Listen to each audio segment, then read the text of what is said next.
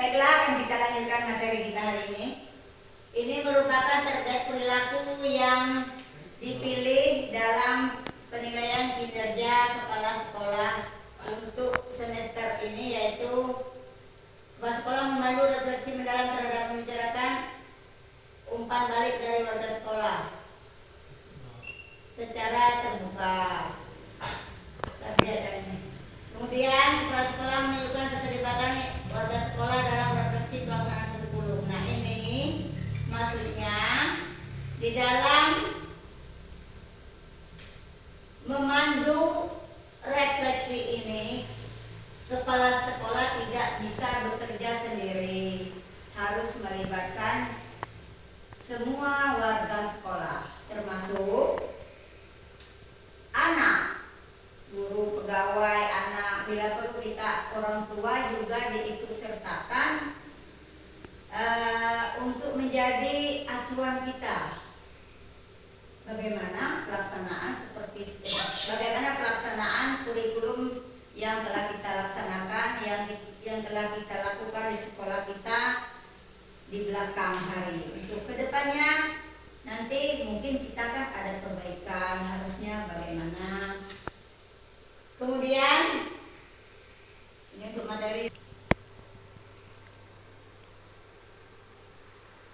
Nah, harapan saya dengan setelah kita melaksanakan refleksi pengelolaan kurikulum ini dapat meningkatkan peran kepemimpinan kepala sekolah dalam memandu refleksi pelaksanaan kurikulum satuan.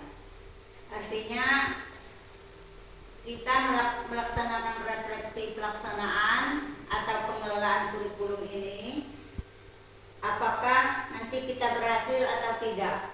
Kalau kita tidak berhasil, berarti apakah kita akan merubah dengan kurikulum yang baru atau bertahan dengan kurikulum yang lama, namun perlu peningkatan baik, terutama peningkatan guru sebagai untuk pembelajaran yang berpusat pada anak.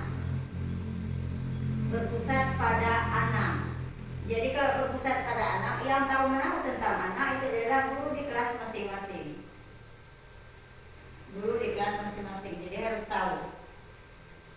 Makanya di dalam refleksi ini tidak hanya kepala sekolah, tidak hanya pengawas yang melihat, mengawas, tetapi kita sama-sama, artinya satu warga sekolah harus sama-sama. Juga bukan hanya tentang pembelajaran saja, semuanya, lingkungan semuanya juga, karena di dalam lingkungan kita di luar juga nanti ada juga termasuk dalam pelaksanaan kurikulum kita, termasuk tentang karakter anak, kedisiplinannya, kebersihan, semua kan udah mencakup semuanya.